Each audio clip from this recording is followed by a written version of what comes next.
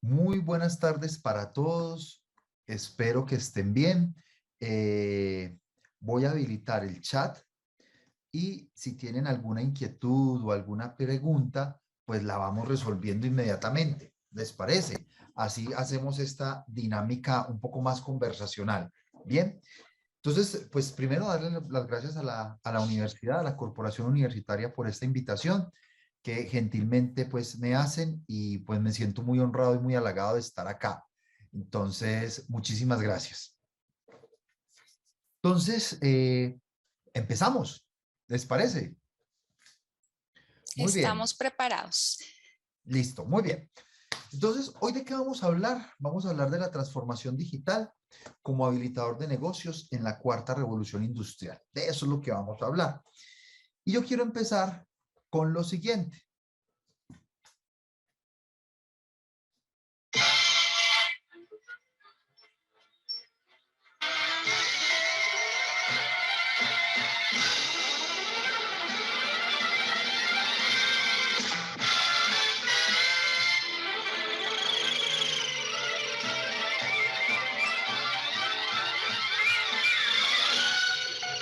Meet George Jetson.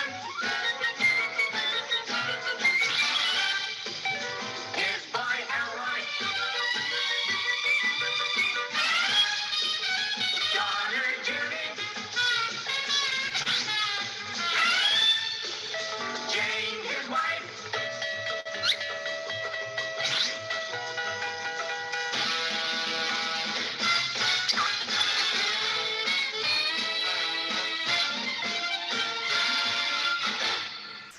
Entonces, permítanme hacerles una pregunta. ¿Ustedes recuerdan este cartoons? ¿Recuerdan esta caricatura? ¿Cómo se llamaba esta caricatura?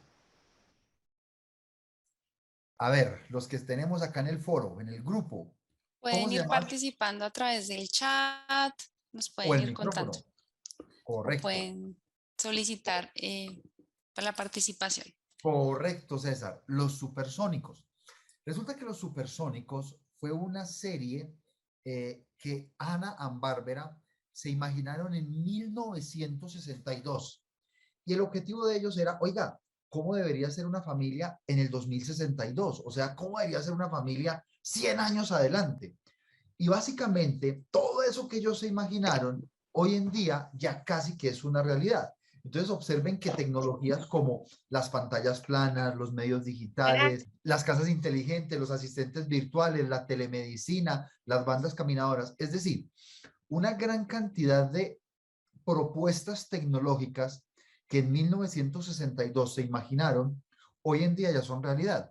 Lo interesante es que cuando se imaginaron esto en 1962, la gente decía, ¿y esto qué es? O sea, ¿y cómo así? ¿Y esto cuándo? O sea, ¿esto cuándo va a pasar? ¿Cuándo vamos a tener telemedicina? ¿Cómo así que una pantalla plana? ¿Cómo así que no vamos a tener un medio escrito para leer? Y los supersónicos lo dijeron. Lo interesante de esto es que todo esto se habilitó porque pasaron muchas cosas o han pasado muchas cosas en nuestro territorio. La pregunta es, ¿y qué ha pasado?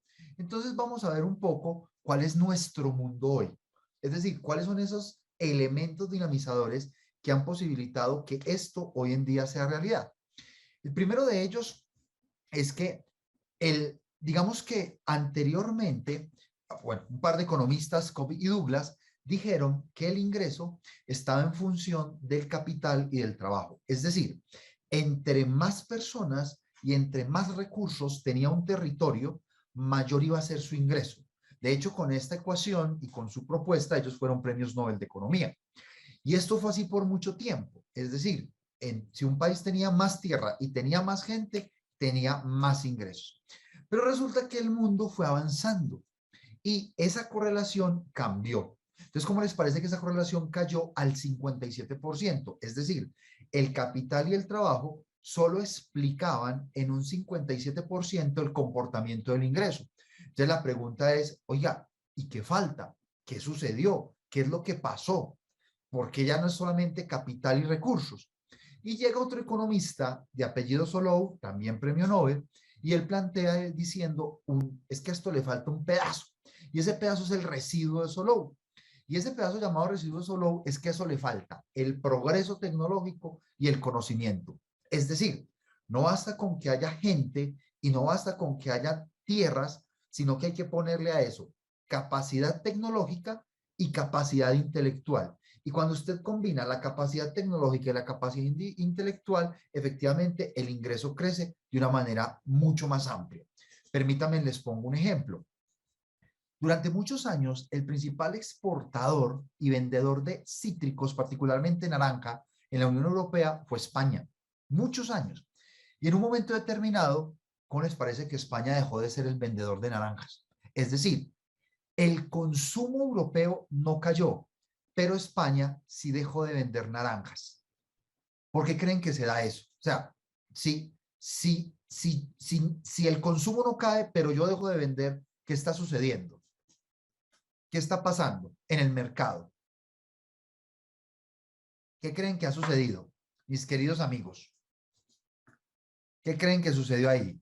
Cuéntenme por el chat o activen el micrófono, como se sientan más cómodos. Otra empresa, exacto. Lo que sucedió es que otras empresas empezaron a entrar. ¿Saben qué fue lo interesante, mi querido Miguel? Que las empresas que entraron fueron los árabes. Entonces uno dice, ¿cómo así? Sí, señor. Pues ¿cómo les parece que los árabes empezaron a identificar que podían hacer modificaciones en su desierto para cultivar naranjas y empezar a exportar naranjas y venderlas más baratas que los españoles? Entonces lo que hicieron fue que aplicaron progreso tecnológico y conocimiento. En esa dirección, pues, lo que nosotros vemos es que el mundo ha ido cambiando en diferentes olas. Es decir, observen que en esta tabla que ustedes están viendo, pueden ver que a medida que pasa el tiempo, las olas de la innovación se van haciendo más pequeñas. Es decir, el tiempo que transcurre entre una ola y otra es menor. Y la pendiente, la inclinación de la ola va creciendo. Y observen que unos facilitadores de este ejercicio fueron temas como el motor a vapor, el barco a vapor, el convertidor de Bessemer, etcétera, etcétera. Pero luego hubo una aceleración importante, un punto de inflexión. Y ese punto de inflexión se da acá. ¿Cuándo se da? Cuando el gobierno de los Estados Unidos, específicamente el Departamento de Defensa, contrata la creación de una red que permitiera mejorar sus comunicaciones. Y esa red se llamó el proyecto ARPA. Y de ese proyecto ARPA se desprendió el concepto de Internet. Y para que se hagan una idea de lo que significó que la Internet hubiera llegado a nuestras vidas, a las empresas, entre otras cosas, en 1845 habían 43,000 patentes. En 1950 pasamos a 275,000 patentes. Y de 1950, que ingresa a la Internet, al día de hoy crecimos a más de 6 millones de patentes. Es decir, fue gracias a Internet que se da parte de esta aceleración. ¿Y qué propició? ¿Cuál es la tecnología habilitadora que hay detrás? ¿Qué propició que esto efectivamente se diera? Pues varias cosas. La primera de ellas es la energía, ¿sí? Es que hubiese energía. La energía es un habilitador que posibilita y que garantiza la sociedad moderna, lo que nosotros tenemos hoy. Para que se hagan una idea, por ejemplo, en la estación de bomberos de Livermore, en California, hay una bombilla que está encendida desde 1901 hasta hoy. Y de hecho, esta bombilla es el reflejo de un ejercicio comercial importante. ¿Cuál creen que es? Esta bombilla se conectó en 1901 y aún en el 2022, este año, la bombilla todavía funciona. Y esta bombilla demuestra que hay un concepto que las empresas desarrollaron para habilitar el mejoramiento de la venta. ¿Cuál creen que es? ¿Cuál creen que es ese concepto? Que yo sé que lo conocen. A ver si me escriben La por ahí. obsolescencia programada. Tal cual. Ese es el concepto. La obsolescencia programada. De hecho, el concepto de obsolescencia programada es un desarrollo bien interesante de General Electric. Y básicamente era los comerciales, le dicen a los ingenieros, oiga, es que para mí es muy difícil vender porque usted hace una bombilla que dura 100 años. Entonces, ¿cuándo vuelvo yo a vender una bombilla? Entonces empiezan a desarrollar una serie de ejercicios en los cuales se le da una vida útil a los productos, que sea lo suficientemente amplia para que las personas lo puedan disfrutar, pero no tanta como para que no haya repetición en la venta y se genera la obsolescencia programada. El caso es que un primer elemento es la energía y la luz se vuelve un símbolo, específicamente, la luz se vuelve un símbolo de desarrollo universal. ¿Por qué? Porque la energía posibilita y habilita lo que las organizaciones y las empresas efectivamente están construyendo. Adicional a esto, adicional a la energía, hay otro invento importante que habilita la transformación y vamos a ver cuál. El transistor. Resulta que 3 premios Nobel de física, Bardeen, Brayton y Shockley, esto que ustedes ven aquí en la foto a la izquierda de sus pantallas, es el primer transistor. Y un transistor es simplemente un aparato que deja que pase corriente y no pase corriente, pase corriente y no pase corriente. Lo interesante del transistor es que el transistor le dio origen a el código binario. Y el código binario facilitó la posibilidad de hacer procesos de comunicación y de hacer ejercicios sobre los equipos y dispositivos que ustedes están trabajando. Y el tercer elemento importante que nosotros tenemos que atender y que da pie a todo este desarrollo es la capacidad de desarrollar la conexión. Entonces, en 1856 se funda una empresa llamada The Atlantic Cable Company.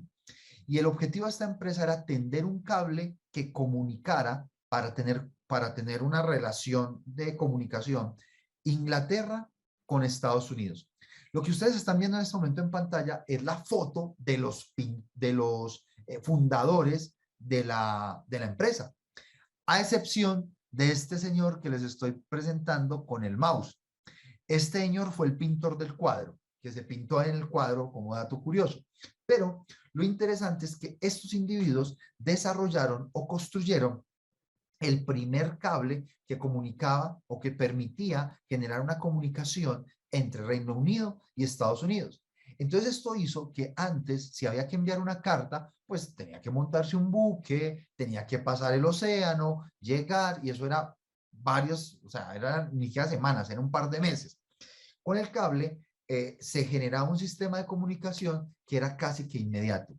De hecho, el primer mensaje que se envía sobre este cable fue el que le entregó la reina Victoria al presidente James Buchanan en los Estados Unidos y le dice: paz en la tierra y en el cielo a todos los hombres de buena voluntad. Ese fue el primer mensaje que cruzó el océano en un medio diferente a un papel escrito. Y de ese cable que dio origen a esta comunicación, hoy en día estamos hablando de una maraña o de un sinnúmero, por así decirlo, de comunicaciones.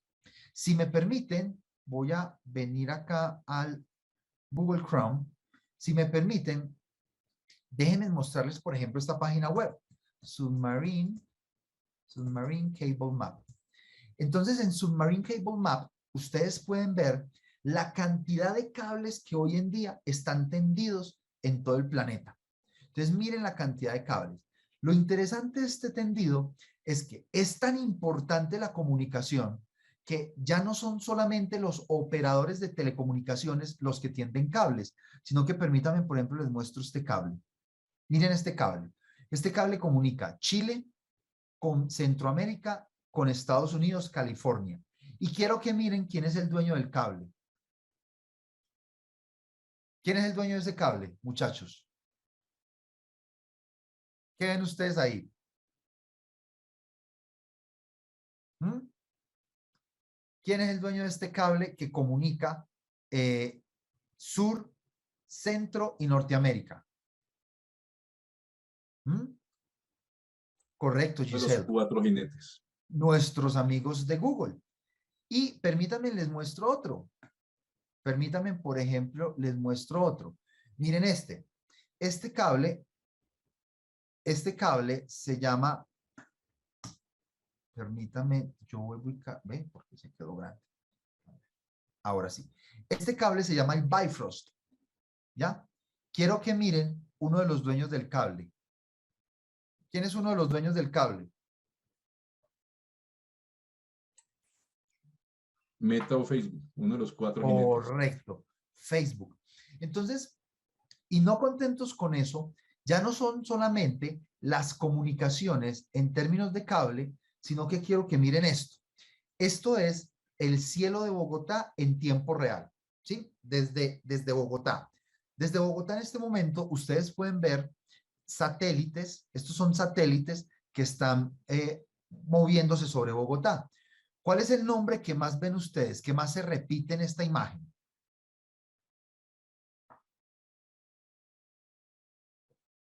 Starlink de Tesla. Correcto. Entonces observen que las empresas no solamente ya son empresas de telecomunicaciones, sino que empresas de tecnología empiezan a hacer inversiones importantes en comunicación. Entonces, la energía, los transistores y las inversiones en comunicación empiezan a generar procesos de disrupción. Y la pregunta es, oiga, ¿y dónde están los cambios? Pues los cambios están en todos lados, señores. Los cambios están en la conectividad, en la robótica, en la biotecnología, en la realidad aumentada, en la seguridad y en todas las industrias. Todas las organizaciones y todas las empresas están teniendo un cambio en este momento. Y esos cambios, es decir, el que haya energía, el que haya transistores y el que haya conectividad, habilitó tres grandes posibilidades. Lo primero es la capacidad que tenemos de transmitir. Luego, la capacidad de procesar y finalmente la capacidad de almacenar. Es gracias a que podemos transmitir, que podemos procesar y que podemos almacenar que hoy podemos, comillas, disfrutar de lo que podemos denominar la sociedad moderna, porque antes esta conferencia que estamos teniendo no hubiera podido ser posible. Entonces tenemos un video, me escuchan a mí, me ven, todos estamos conectados de manera simultánea y eso es porque la posibilidad de transmisión creció y la posibilidad de procesar data y de procesar información también. Y el almacenamiento ni se diga. Mi primer computador portátil, para que se hagan una idea, tenía la exuberante capacidad de 500 megas de disco duro. Hoy en día, sus computadores fácilmente pueden tener 1 tera, 2 teras de capacidad de almacenamiento. Entonces, estos elementos posibilitaron la habilidad de desarrollar una revolución digital en las organizaciones. Solo para que se hagan una idea, señores, solo para que se hagan una idea, el computador del Apolo 14 que aterrizó en 1971 en la Luna tenía 12.000 transistores. Los smartphones tienen más de 4.300 millones de transistores. Si un vehículo de 1971 hubiese avanzado a la velocidad del microchip, hoy ese vehículo debería recorrer en 2 horas 1.000.000 de kilómetros, consumir 4 galones de gasolina y debería costar $18. Esa es la velocidad del cambio y de la transformación. Y esa velocidad de cambio y transformación ha afectado e impactado los negocios, al punto, para que se hagan una idea, que ya los número uno de muchas industrias no tienen como activo subyacente un activo principal. Me explico. Uber es la empresa número uno de vehículos en el planeta y no tiene un solo vehículo.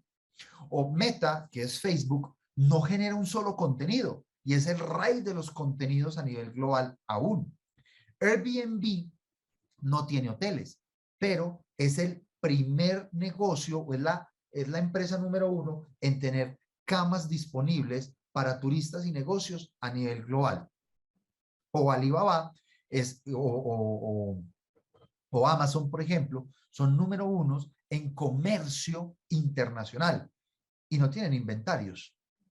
Pregunta, ¿qué tienen de común denominador o qué hay detrás de estas organizaciones que las hace tan exitosas, que no son ni los vehículos, ni los contenidos, ni los hoteles, ni los inventarios? ¿Qué creen ustedes que hay detrás? Hacen uso de los medios tecnológicos.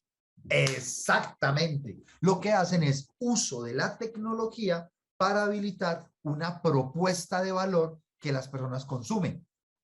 En general, la gente, y ojo con esto, en general la gente no quiere un vehículo. La gente quiere poder moverse del punto A al punto B de una manera ágil y eficiente. La gente no necesita un hotel. La gente lo que necesita es un lugar en el cual pueda descansar mientras que realiza actividades. Entonces, lo que hacen estas organizaciones es utilizan el concepto de la tecnología y de los negocios habilitados en la tecnología para satisfacer necesidades, no para vender productos, sino satisfacer necesidades. De hecho, permítanme les hago una pregunta. ¿Ustedes creen que el que compra un Rolex es para ver la hora? No, No siempre, no. Pues, Es de pronto más que todo para mostrar A chicanear. el grado de personalidad para ante la chicanear sociedad, nada por más. decirlo así. Oiga, ustedes saben hace cuánto no escuchaba la palabra chicanear. Esa palabra, pero esa es la palabra. Es chicanear, es mostrar un estatus, ¿ya? Demostrar Entonces, la clase básicamente, social ante la sociedad, valga la redundancia. correcto, y es mostrar otra cosa. Finalmente, estos negocios lo que hacen es que no entregan un activo físico, sino o un activo subyacente, sino que utilizan digamos, la gran cantidad de activos que tienen las personas y lo ponen para satisfacer una necesidad. Es así pues que, por ejemplo, el 50% de las compañías que estaban en el Standard & Poor's en el año 2000 ya desaparecieron. Para que se hagan una idea, señores, para que se hagan una idea, en el año 2000, estas eran las empresas más grandes por capitalización bursátil en el mundo. General Electric, Microsoft, Exxon, Walmart y Citibank. Citi es ¿de qué sector, muchachos? ¿De qué sector está el Citi? Financiero, Y Walmart. ¿Cuál es el sector de Walmart? retail, Y el Exxon. Exxon. Combustibles y lubricantes. Perfecto. Y General Electric, el sector industrial. Miren las más grandes del planeta actualizadas al día de hoy por la mañana. Miren, Apple, 2.8 trillones de dólares. Microsoft, 2.3 trillones de dólares. Amazon, 1.7 trillones de dólares. Google, 1.8 trillones de dólares. Y Facebook, 618 billones de dólares. Común denominador de las 5 más grandes hoy. Yo pienso que hay que hacer relevancia en Windows, que a diferencia de las del 2000, es la única que en la actualidad del 2022 se ha mantenido. Creo que ha hecho esa revolución tecnológica. Microsoft. Y de hecho lo acaba de mencionar una de nuestras invitadas al evento. Todas son de tecnología. Solamente para que se hagan una idea, miren este dato. Yahoo Finance. Permítanme, les doy este dato. Rápidamente. Dejemos que cargue acá en un segundito. Miren, por ejemplo, Exxon. Exxon en el 2000, miren, Exxon en el 2000 costaba 520, perdón, Exxon en el 2000 costaba 290 billones. Vamos a ver cuánto cuesta hoy. A ver, necesitamos que cargue. Ya está cargando. Ahí está cargando. Muy bien.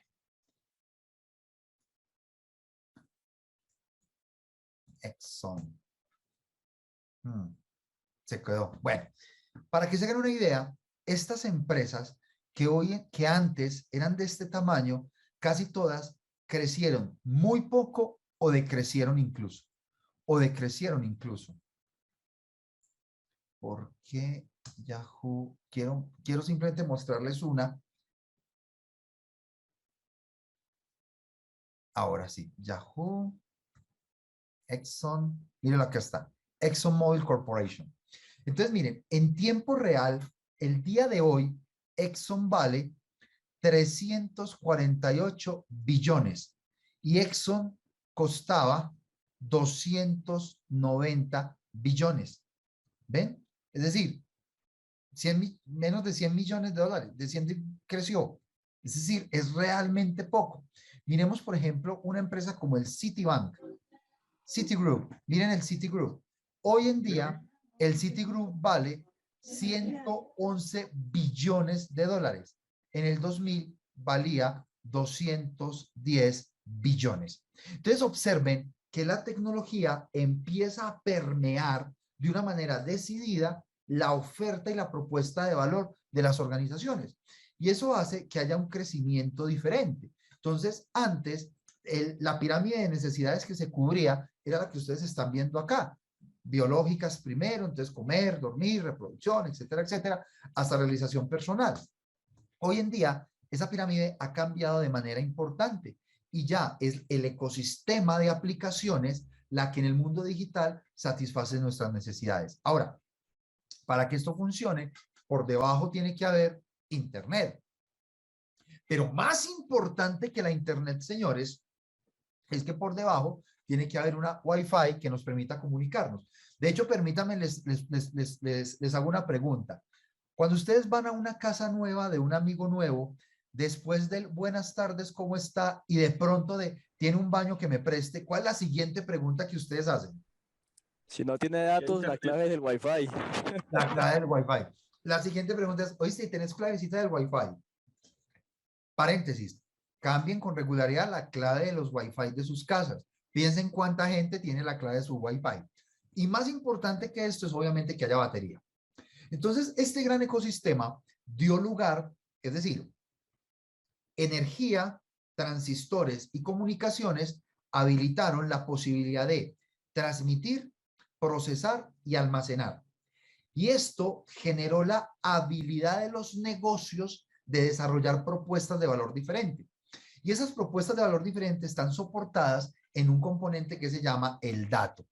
Y finalmente el dato lo que hace, o lo que tiene para nosotros el dato, para que se haga una idea de lo que significa el dato y el tamaño de los datos, según un estudio de Gartner, al día de hoy hay 1.4 millones de petabytes de datos almacenados. Eso es el equivalente a 14 ciclos de video en HD. Es decir, si alguien quisiera consumirse 1.4 millones de petabytes en video, necesitaría 14 ciclos para podérselos consumir. Y esto ha generado que las organizaciones tengan unos retos importantes con respecto a los datos, porque ya resulta que no solamente hay datos de fuentes tradicionales, como la maquinaria industrial, como las entrevistas, como los medios de comunicación, como los documentos internos, sino que también hay fuentes no tradicionales, como por ejemplo las imágenes, el audio, el video, el machine learning. Y esas fuentes no tradicionales han generado unos desafíos importantes en el dato. ¿Cómo los administro? ¿Cómo los voy a gobernar? Y cómo debo cumplir la regulación de manera general. Y esto es interesante porque miren lo siguiente. Revistas como Communication ACM y Nature presentaron publicaciones específicas para hablar del dato. Y uno diría, pues normal, ¿no es que son revistas de tecnología? Pues sí, pero lo realmente chévere es que en el año 2010, The Economist hizo una revista completa para hablar de el diluvio de los datos. Permítanme, les hago una pregunta. ¿Ustedes creen que The Economist, que es una revista de economía y de negocios, dedicó una revista completa para hablar de switches, routers, APs, cableados UTP tipo 6 o categoría 6, para hablar de configuración? ¿Ustedes creen que ellos hablaron de eso? ¿Qué opinan? ¿Ustedes creen que The Economist dedicó todo un especial para hablar de máquinas, de fierros?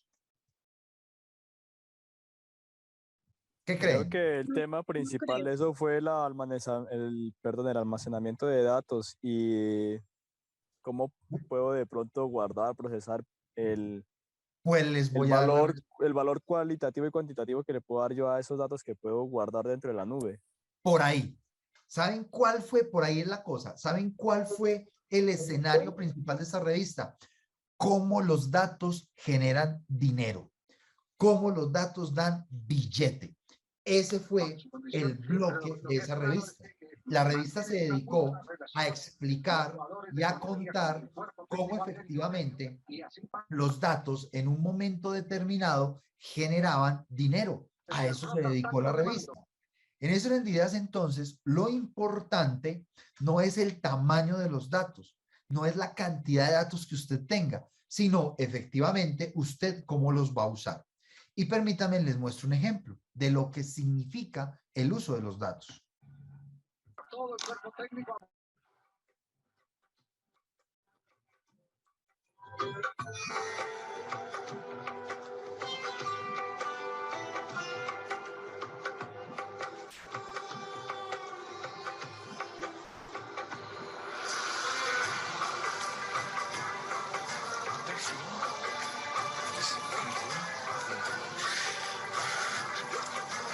Ik zie een school tegen onze Ja, insecten. alsjeblieft. 2 insecten op je rug. Kan dat? Ja, vlinders. Slovenië voor mij. Een moto oranje. Pafro. Zenit. Oui, oui, bien. Je hebt een vriendin, Julie de... Ja, Een boeiend liefdesleven. 3, 4... de vierde, daar zwijg ik meestal over, dus dat weten niet veel mensen. Op zijn esprit, Maison rouge, balcon blanc. Ja.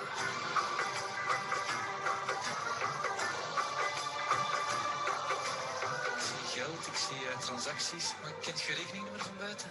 Ik denk dat ik het wel weet. Er staat wel negatief op je bankrekening. Ja? 9-7.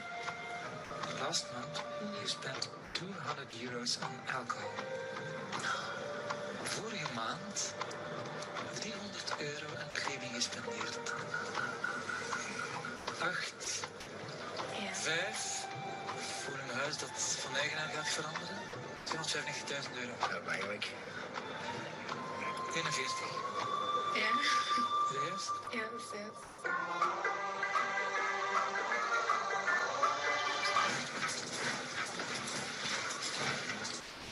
Oh my god.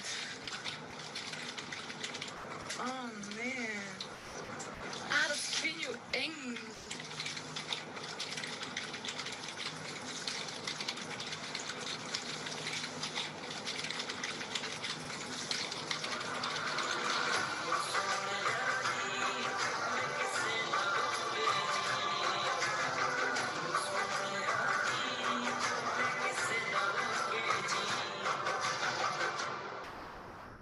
Entonces, observen que los datos se vuelven en un motor importante para el desarrollo y para las organizaciones. Entonces, la pregunta es, ¿y qué retos tenemos?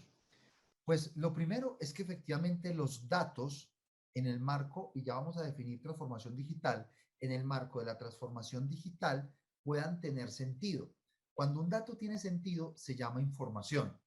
Cuando esa información yo la comprendo y la asimilo, lo vamos a llamar conocimiento. Y cuando yo puedo tomar decisiones, ahí hay inteligencia o sabiduría. Entonces, lo primero que nosotros queremos hacer con los datos es una pirámide en la cual el dato nos permita tomar decisiones y que esas decisiones agregue valor y ese valor se vea reflejado en recursos, en elección del consumidor, en elección del cliente, entre otras cosas. Y es así pues que las arquitecturas tecnológicas nos permiten garantizar ese modelo. Es decir, una arquitectura tecnológica nos va a garantizar o nos va a ayudar a que la capa de los datos, que es lo que ustedes ven acá abajo, que son nuestras fuentes, se vayan moviendo a un data warehouse o un data lake y que luego a través de un visualizador podamos entender qué es lo que esos datos nos están entregando. Y es así pues que esos datos tienen una evolución. Entonces nuestros business intelligence pasan de modelos tradicionales a modelos avanzados. Entonces ya no solamente estamos en capas descriptivas, donde una plataforma nos dice qué pasó, sino que estamos en capas inclusive de análisis avanzado predictivas, donde tratamos de estimar qué va a pasar y con base en eso tomar decisiones. Entonces ejercicios como los de prospectiva, predicciones, estimaciones, modelos de regresión, entre otras, te entregan información con la cual las empresas toman una decisión y esa decisión puede cambiar la oferta de valor o el rumbo que tenemos en la empresa. Por eso es que hoy en día la transformación digital está en los hombros de los CEOs. Es decir, la transformación digital hoy en día está en los hombros de los directores.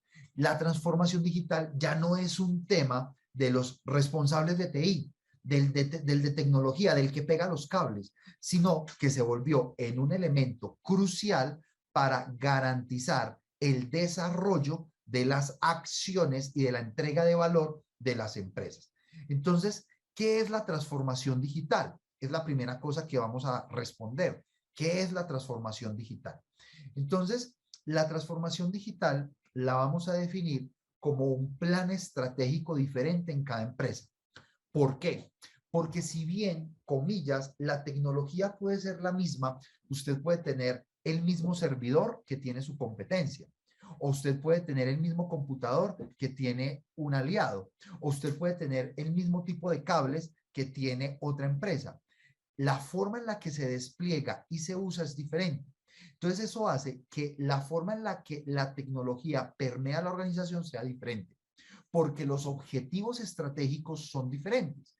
En ese orden de ideas, entonces, la transformación digital es un plan diferente para cada empresa, en el que cada empresa toma una decisión de qué quiere hacer. Y ese plan tiene por propósito 4 grandes cosas: rediseñar el modelo de negocio. Y no olviden que las empresas tienen 2 tipos de modelo: los modelos de gestión y los modelos de negocio. Los modelos de gestión es cómo administro. El modelo de negocio es cómo entrego mi oferta de valor y cómo monetizo. Un plan de transformación digital quiere presentar nuevos modelos de negocio. Verbigracia, la pandemia nos permitió experimentar nuevas formas de entregar valor. Transformar los modelos operacionales, es decir, la forma, la manera bajo la cual las organizaciones hacen las actividades en el día a día. Optimizar los procesos. Ojo que no estamos hablando de eliminarlos o de suplir, sino que estamos hablando de optimizarlos. ¿Cómo puedo hacerlos más ágiles? ¿Cómo logro que una legalización de viáticos no se demore media mañana, sino que se demore 5 minutos? ¿Cómo puedo hacer que una factura ya no la tenga que imprimir, sino que llegue al correo de un individuo más rápido? ¿Y cómo transformo los puestos de trabajo? Repito, no es eliminar, es cómo puedo utilizar la transformación digital y la digitalización para que los puestos de trabajo sean diferentes. En ese orden de ideas, un modelo de transformación digital tiene 3 grandes características o 3 grandes enfoques. Lo primero es que está centrado en el cliente. Tú no transformas digitalmente una organización con el propósito de gastar dinero. Tú lo haces porque quieres que ese cliente, interno o externo, tenga una experiencia diferente de servicio. Busca la eficiencia de la operación y aprovecha el valor de los datos para el negocio. Acabamos de ver que hay 1.4 millones de petabytes de datos y acabamos de ver que los datos pueden ser usados con muchos fines. Entonces, un enfoque de transformación digital tiene por propósito que los datos sean usados en el negocio.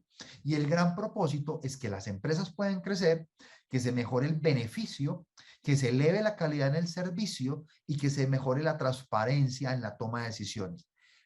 Todo esto soportado en tecnologías facilitadoras de todo tipo. Entonces, observen que cuando hablamos de transformación digital, no estamos hablando de herramientas. Las herramientas son un medio que apoya el que se pueda modelar y el que se pueda cambiar la forma en la cual las organizaciones entregan el valor. ¿Ya? Entonces, ya usted puede a través de una plataforma tecnológica comprar un producto que está al otro lado del planeta. Ya usted puede utilizar sistemas móviles para entender las necesidades del consumidor. Ya usted puede utilizar sistemas de IoT para, de Internet de las Cosas, para mejorar la experiencia del usuario. Permítanme, les doy un ejemplo. ¿Quién de los que está acá tiene en su casa una aspiradora de esas que se llama iRobot, que usted la enciende y que limpia la casa por todos lados sin que usted la tenga que tocar? ¿Quién tiene ese tipo de aspiradoras?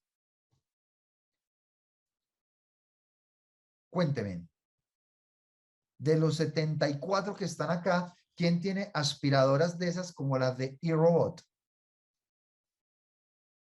Ninguno. Parece que nadie, profe. Parece que nadie tiene. Ok. Resulta que estas aspiradoras, si permítanme les muestro, estas aspiradoras hoy en día, estas tienen una posibilidad y es que mapean el hogar.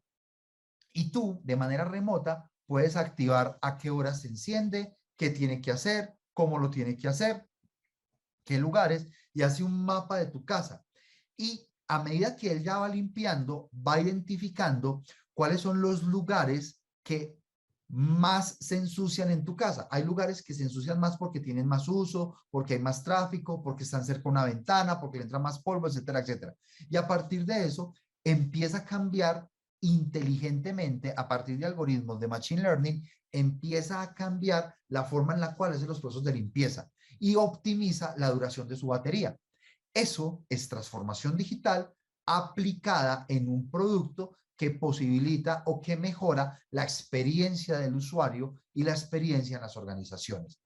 Y es así pues que entonces esos componentes de transformación digital que nosotros tenemos que tener en cuenta en las organizaciones están moviéndose desde varios lugares. Primero, es que haya una política de país. De hecho, Colombia ya tiene una política de transformación digital y es una política que tiene por propósito definir cuál es la infraestructura digital, cuál es el talento que se debe tener, cómo se deben transformar los sectores, cómo se deben hacer las compras, cómo se hace la adopción y qué mecanismos de testeo. Y cuando eso sucede, entonces lo que nosotros vamos a tener es un ecosistema en el cual hay demanda y oferta. Entonces, la demanda te entrega aplicaciones y usuarios y la oferta tiene servicios e infraestructura. Y cuando ellas se encuentran, posibilitan la explotación de esos modelos de negocio en ese plan que vimos minutos antes. Es así pues que un modelo que permite presentar los componentes de transformación digital de una organización es este que ustedes ven acá y que van a tener en esta presentación. Entonces, observen que todo este tema arranca desde saber para dónde va la empresa. Cuando sabemos para dónde va la empresa y podemos diseñar nuestro modelo de gobierno, podemos construir el ecosistema de componentes que va a soportar esa visión. Entonces, miren que siempre partimos desde dónde está la estrategia hasta con qué tecnologías la vamos a respaldar. Y cuando sabemos con qué tecnologías la vamos a respaldar, podemos definir una forma de operación. Por ejemplo, solo les voy a dar 2 o 3 ejemplos. La presentación completa tiene otros tantos que ustedes van a tener, pero permítanme darles unos ejemplos de lo que significa este proceso. La fuerza de trabajo sin collar. ¿Y qué es la fuerza de trabajo sin collar? Esa articulación que hay entre humanos y robots. Permítanme, les doy un ejemplo. So how can I help you? Hi, I'm calling to book a woman's haircut for a client. I'm looking for something on May 3rd. Sure, give me 1 second. Sure, what time are you looking for around? At 12 p.m. We do not have a 12 p.m. available. The closest we have to that is a 1:15. Do you have anything between 10 a.m. and 12 p.m.? Depending on what service she would like. What service is she looking for? Just a woman's haircut for now? Okay, we have a 10 o'clock. 10 a.m. is fine. Okay, what's her first name? The first name is Lisa. Okay, perfect. So I will see Lisa at 10 o'clock on May 3rd.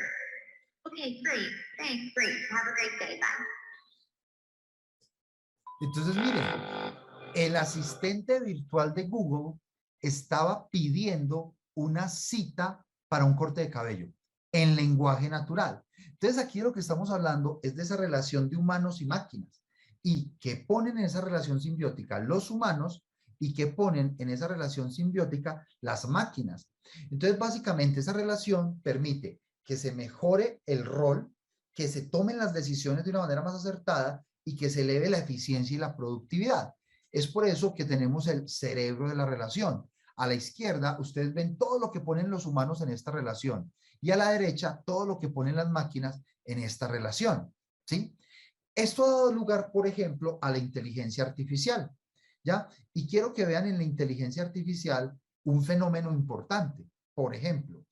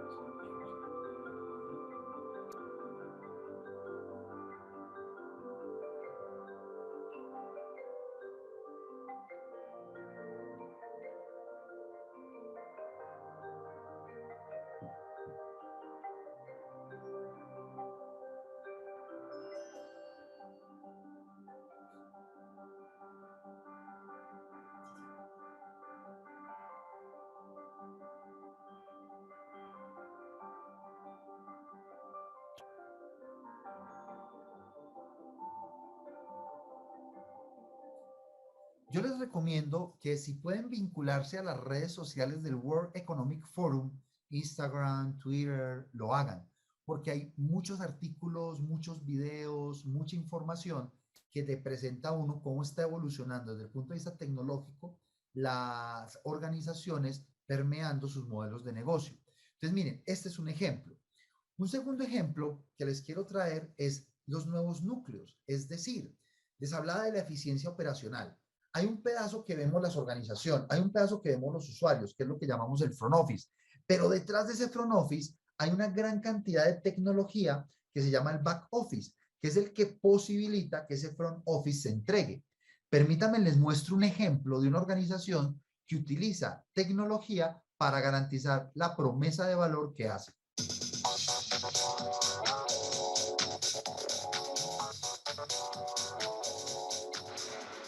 Estos robots no son juguetes, son los nuevos empleados de Amazon y se llaman IVA. En este centro de distribución en Tracy, California, más de 3.000 de estos robots ayudan a los empleados a satisfacer millones de pedidos. Este pequeño robot naranja sale, recoge la estantería adecuada y la trae en el momento preciso para que la persona tome el producto que va en el pedido del cliente. Antes de los Kiva, los trabajadores tenían que recorrer los pasillos del almacén para buscar los productos, pero ahora los robots se los traen directamente. Los robots pesan 320 libras y pueden levantar hasta 750. Tienen sensores de movimiento para detectar obstáculos y pueden moverse a una velocidad de entre 3 y 4 millas por hora. Amazon dice que los robots hacen posible almacenar un 50% más de inventario en el almacén, que tiene el tamaño de 59 campos de fútbol. También han aumentado la eficiencia en un 20%, por lo que algunos pedidos se pueden completar en 15 minutos en lugar de 90. En este centro de distribución de última generación tenemos trabajadores que toman los productos de los carros y los colocan en las estanterías movidas por los robots Kiva. Cuando los productos llegan al almacén en camión, los empleados encuentran un lugar para colocarlos en una de estas estanterías. No importa si hay servilletas de papel o juegos de mesa, siempre que el robot sepa dónde encontrarlo entre los 21 millones de objetos. Aunque no falta quien teme que los robots le quiten el trabajo a los humanos, Amazon insiste en que esta no es su intención. Puedes ver que aquí hay 4.000 personas trabajando en este edificio, incluso con toda esta automatización. Eso es porque nuestro objetivo es ayudar a que las personas hagan su trabajo, no reemplazarlas. Por el momento, 10 de los 50 centros de distribución de Amazon en Estados Unidos han integrado ya estos robots, a tiempo para las compras navideñas de este año.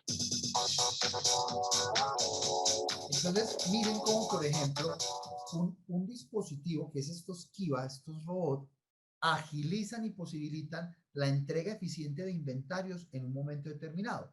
Y el último que les quiero mostrar es la realidad digital y lo que ha significado la realidad digital para las organizaciones. Entonces, este modelo de realidad virtual ha venido siendo un ejercicio de desarrollo para las organizaciones. Y eso tiene varios sabores, que va desde la realidad aumentada hasta la realidad digital, donde la realidad aumentada es superponer el entorno sobre el entorno real del usuario un fenómeno. Permítanme, les muestro un ejemplo.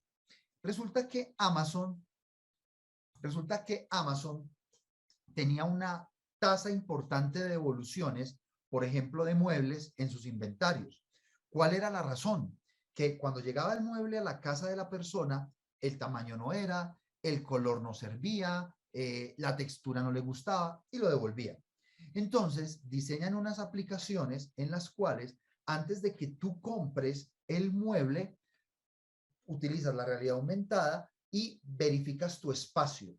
Y conforme la verificación de tu espacio, ubicas el mueble y entonces ya sabes cómo se va a ver, cuánto va a ocupar, el color, cómo se ve con luz, cómo se ve de noche, y minimizaron las devoluciones por efectos de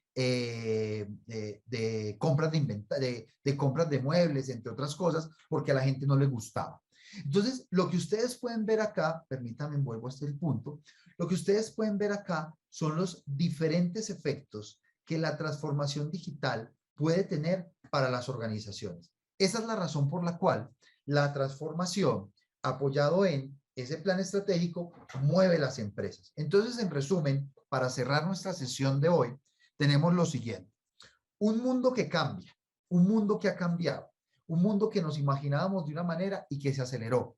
Y que gracias a la energía, los transistores y la conectividad se posibilitó la habilidad de transmitir, procesar y almacenar. Y esas capacidades garantizaron que la movilidad del dato y de información fuera mayor. Y como hay mayor datos y mayor información, podemos tomar mejores decisiones. Permeados a ello, la transformación digital ha logrado ser o se conforma o se convierte en un plan estratégico para cada empresa que quiere cambiar los modelos de negocio para impactar a los clientes apoyados en la tecnología. Entonces, transformación digital no es comprar equipos. Transformación digital es permear a partir de la tecnología una propuesta de valor que posibilite la compra y la adquisición de bienes, productos y servicios de parte de una comunidad de una manera más ágil, eficiente y rápida. Y vimos 3 ejemplos de muchos que van a ver en la presentación. Y vimos 3 ejemplos de cómo las tecnologías empiezan a permear esos modelos de negocio. Esto es lo que queríamos hablar el día de hoy. Si tienen preguntas, dudas o inquietudes, este es el momento para hacerlas y estoy atento a responderlas. Y agradeciéndoles mucho, indiscutiblemente, que estén aquí y que hayan atendido esta sesión, a sabiendas de que creo que hay un evento deportivo que muchas personas siguen hoy, ¿no? Usted, profesor, muchas gracias. Bueno, muchas gracias. Los invito a que si tienen alguna pregunta pueden levantar su mano o a través del chat y las vamos discutiendo. Nos quedan 5 minutos de esta masterclass, entonces los invito a que participen. Muy bien, por acá nos dieron las gracias. Con mucho gusto, Nelly. Es un placer. Con mucho gusto, Michael. ¿Cómo se sintieron? Hola, cuéntame.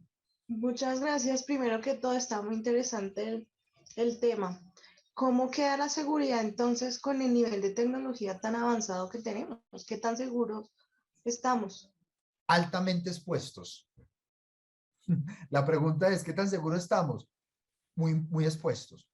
Porque finalmente hay una cosa que se llama la superficie de ataque digital. Y la superficie de ataque digital son los vectores o los lugares por los cuales hoy nos pueden atacar. Entonces, para que te hagas una idea, hace 10 años tú tenías de pronto un dispositivo conectado a Internet, probablemente tu computadora, punto. Permítanme, les hago una pregunta. ¿Qué equipos tienen hoy ustedes conectados a Internet? ¿Cuántos equipos hoy en este momento, tienen ustedes conectados a la red?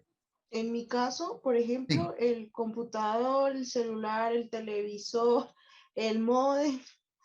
La tablet, a veces un reloj los inteligente. decodificadores.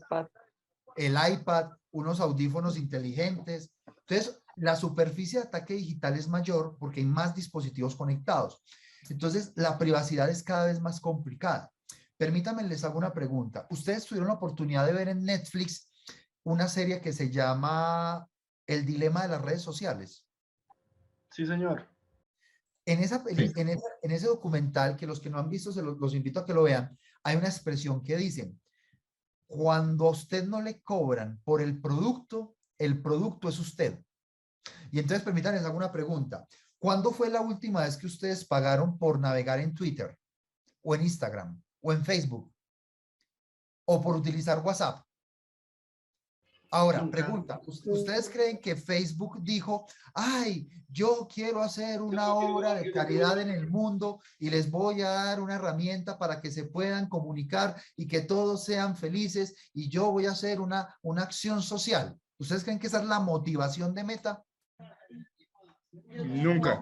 ¿Ustedes creen que recaudar dinero solamente? A todo momento estamos pagando. Ahora, ¿qué monetizan ellos? Los datos y la información que usted le entrega. Entonces, efectivamente, a la pregunta que tú haces, ¿dónde queda la privacidad? Es que cada vez hay que cuidarla más. Entonces, tips como cambiar las claves seguras, no compartir los datos, evitar que te monitoreen, etcétera, etcétera, se vuelve importante porque, como lo vimos en el video, hay más información y cada vez es más delicado. Voy a cerrar esa respuesta con un dato muy simple.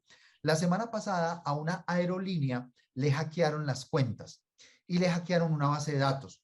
Y en la base de datos expusieron como 15 gigas de información, nombre, dirección, teléfono y claves y otra serie de cosas de clientes de ellos. Resulta que, por ejemplo, vamos a suponer que hackearon mi cuenta. Entonces mi cuenta era lucas.giraldo@asturias.edu.co. Pero también hackearon mi clave. Resulta que la gran mayoría de las personas utilizan la misma clave para muchas cosas. Entonces, luego fueron a la página de Asturias, entraron a la intranet, pusieron lucas.giraldo y utilizaron la clave que yo utilizaba en la aerolínea y era la misma. Entonces accedieron a todos los sistemas que había míos en ese lugar por cuenta de ese hackeo. Entonces, claro, hay que cuidar el tema y es bien difícil. Por acá nos dice Luz Marina, con la tecnología no se pierde o se deja valorar recursos como relacionamiento, comunicación, procesos, priorizar el dinero y las inversiones, sacrificándolos, volviendo interpersonales. Pues Luz Marina, dependerá mucho de cuál es el enfoque y cómo uses la tecnología para tal fin. Si el objetivo de la tecnología es el reemplazo, sí. Si el objetivo de la tecnología es el apoyo, podría ser diferente. Vieron en el video de Amazon, tienen unas plantas donde coexisten humanos y robots para mejorar la eficiencia de la entrega. Ahora bien, piensen en esto. Cuando yo estaba, para que se hagan una idea, cuando yo estaba en el bachillerato, y ya 2 minuticos más, cuando yo estaba en el bachillerato, yo recibía una clase. Yo estudié en un colegio comercial en Medellín. Yo soy de Medellín. Y yo recibí una clase que se llamaba mecanotaquigrafía. O sea, yo aprendí taquigrafía y aprendí mecanografía. Hoy en día ya nadie usa la taquigrafía y digamos que la mecanografía se volvió muy intuitiva en los individuos, porque todos estamos expuestos a un computador, ¿ya? En ese orden de ideas, una de las grandes observaciones era, se van a perder las actividades secretariales. Pues parte de lo que sucedió es que no se perdieron las actividades secretariales, sino que evolucionaron. Entonces ya las actividades secretariales no son tanto de secretaría como tal, sino que empiezan a ser más de acompañamiento, logística, gestión, empiezan a hacer otro tipo de cosas. Entonces, Luz, la respuesta corta a tu pregunta es, si fuéramos duros, uno diría sí, pero si usted utiliza la tecnología para mejorar la entrega y la oferta de valor y para garantizar la interacción, porque por ejemplo en pandemia la tecnología nos pudo acercar a través de videoconferencia, entre otras cosas, pues la cosa cambia y la cosa es diferente. Pero sí, hay retos que tenemos que afrontar, Luz, en este tema y que nosotros de alguna manera tendremos que llevar adelante. ¿Listo? Yuri dice, yo sí tuve que hacer la tesis en mecanografía. María Isabel también mecanografía. Ah, perfecto, qué maravilla. O sea, que ya saben de qué estamos hablando. Ahora, es una habilidad que todos deberíamos aprender, ¿no? Pero a eso se trata. Listo. Para mí ha sido un gusto y por demás un placer estar acá. ¿Cómo entran las leyes de protección de datos en la transformación digital? ¿La ralentiza? No. Lo que hace realmente Rafael es que ayuda, porque las leyes de protección de datos lo que buscan es que no haya un abuso a partir de la captura de información o de data por el uso de las tecnologías de los individuos. Entonces, la protección de datos lo que hace es que ayuda y básicamente la protección de datos es que usted esté informado. De hecho, nadie prohíbe que usted entregue datos. Lo que está prohibido es que lo haga sin consentimiento o que capturen un dato sin consentimiento. Entonces, las leyes de protección de datos lo que buscan es que si usted entrega un dato, lo haga consciente, que se use para lo que se dice que se va a usar y que si no quieres que se usen, pues que tú lo digas. Entonces, eso hace que las organizaciones tengan nuevos mecanismos para capturar información, por ejemplo, a partir de focus group, por ejemplo, a partir de observaciones directas, de fuentes como videos, como imágenes, etcétera, etcétera. Pero estos datos, eso es un poco, o los datos, o esas leyes que protegen los datos, lo que hacen es más vincular que la información no tenga un efecto que imposibilite el desarrollo de las organizaciones o que vulnere las posibilidades de los individuos. ¿Sí? Muy bien. ¿Cómo pueden complementarse las agendas de Big Data y de evaluación de impacto? Uy, interesante pregunta, mi querido John Freddy. Pues mira, el Big Data es la habilidad y la capacidad de procesar y utilizar ingentes cantidades de datos para tomar decisiones. Es decir, puedes tener muchos datos. Listo. Las evaluaciones de impacto tienen por propósito identificar cuáles van a ser las consecuencias de. En eso en ideas, un ejercicio de Big Data o un modelamiento con Big Data lo que hace es que minimiza los errores y minimiza la exposición al riesgo a partir de que tienes muchos más aristas que considerar. Es decir, cuando tú tienes un set de datos pequeño, por ejemplo, vamos a hacer un proyecto de cualquiera, un proyecto de tecnología, de construcción, lo que quieran, y tú tienes un set de datos pequeño, pues las decisiones que tomas con ese set de datos serán de ese tamaño. Cuando tienes Big Data y tienes una gran cantidad de datos, puedes identificar más, por ejemplo, valores monetarios esperados y definir diferentes horizontes o rutas de definición. Por ejemplo, puedes ampliar tu mapa de calor cuando identificas mejores probabilidades de contacto en el ejercicio. Entonces, lo que hace el Big Data es que te entrega muchos más datos que van a permitir tener más información, que van a permitir cubrir más aristas en la evaluación de impacto y de esa manera tener con mucha más claridad esas consecuencias que pueden haber en el ejercicio. ¿Listo? Entonces, eso es un poco, y de hecho nosotros particularmente, mi querido Freddy, la hemos utilizado para eso. En las organizaciones donde yo he trabajado, hemos utilizado Big Data para maximizar el número de escenarios y minimizar los errores a la hora de hacer la cuantificación, por ejemplo, de rutas en valores monetarios esperados. ¿Listo? Muy bien. Yo les ofrezco disculpas porque les robé como 6 minutos más del tiempo pactado, pero quería responder todas las preguntas. Espero que se hayan sentido cómodos, que les haya gustado. Yo quedé muy contento y muchas gracias por atendernos. Bueno, muchísimas gracias a todos por la participación, por la puntualidad.